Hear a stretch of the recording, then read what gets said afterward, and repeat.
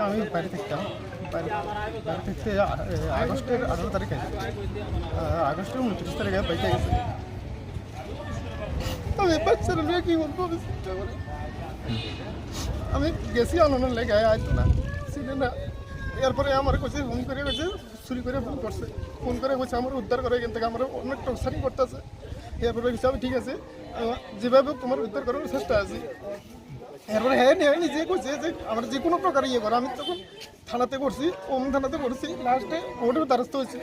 এখন এখন এই পর্যায়ে গেছি, কোনো যোগাযোগ করছে না, টাকা পয়সা গয়না কাটি কাগজপত্র সব লেগে গেছে।